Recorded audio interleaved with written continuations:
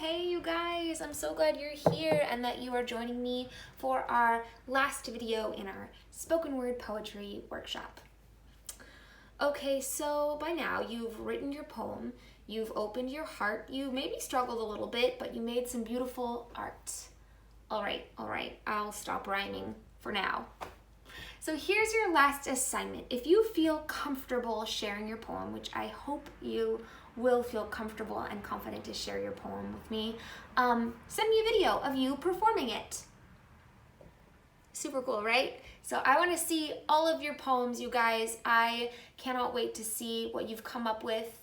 Please don't be nervous or shy about sharing. It will be so exciting for me to just see what you've come up with. So send me a video of you performing it. But before you do, I'm going to give you a couple performance tips. Number 1, take your time.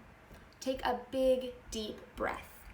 Think about being in a place that is safe and comfortable. So think about wherever you feel the most safe and comfortable and confident, visualize yourself being there. And then be present. Focus on the way the words feel coming out of your mouth. If there's a part in your poem where you feel angry, you can speak in a strong voice. If you are content, speak calmly. If you are silly or frustrated or happy or amazed or delighted, any of those things, act those emotions out so that we can really be part of the story with you.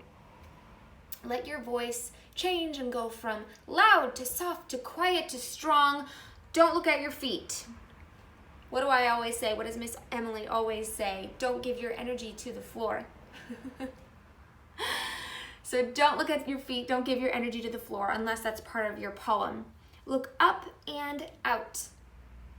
And if you need to close your eyes for a moment, do.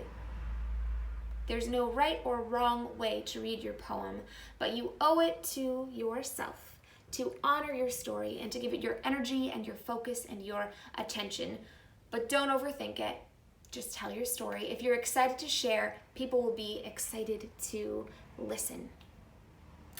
And then when you record your video, make sure you record it horizontally.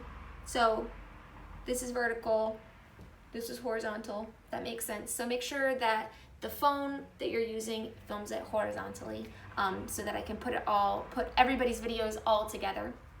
And also make sure that you have signed and your mom or dad or guardian have signed your photo and video release, because I can't put your video in our performance collection until you give me that video release. If you lost it or if you need another one, just email me, emily@havenartsacademy.org, and I will send you another one.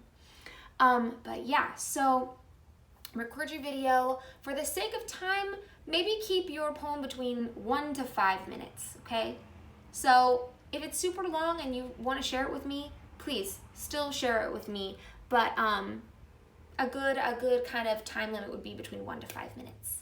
All right, now before we go, I am going to share a poem with you guys that, oops, sorry, there was like a bug there.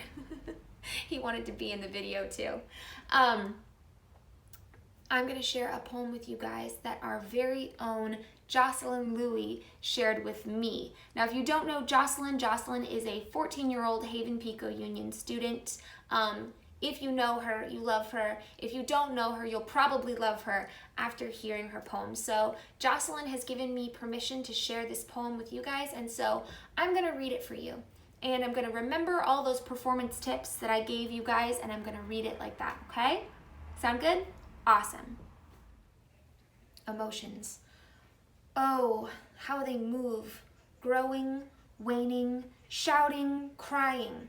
They come and go, needing fresh air, desperate to be heard, and yet society says no. It says, keep to yourself, don't let them show.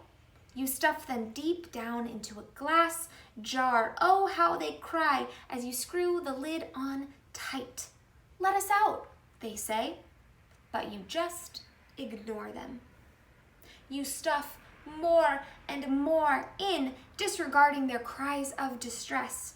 The jar begins to crack and leak, but you don't see. You just ignore the pain. until, like a wave, they all come pouring out. They flood and destroy, build you up and tear you right back down. And once they are done, you don't learn. You listen to society's demands to pick up the pieces, put the jar back together, piece by piece, and start over. That was pretty cool to hear a poem written by a kid just like you guys, and I hope that was encouraging to hear that. We have reached the end of our class, but I want to thank you so much for joining me. Each of you guys, you are all so special and so wildly talented, and your stories are so worth telling. I'm really, really grateful for you. I loved spending time with you. In the meantime, until we can see each other again, keep writing and using those beautiful voices to tell your stories and the stories of the people and the places around you. You're all just so brilliant and talented, and I'm so grateful for each of you. And before we go, I want to share one more quote. It's by a writer named Kurt Vonnegut, and I want you to remember this quote always. Practicing an art, no matter how well or badly, is a way to make your soul grow. For heaven's sake, sing in the shower, dance to the radio, tell stories, write a poem to a friend, even a lousy poem. Do it as well as you possibly can.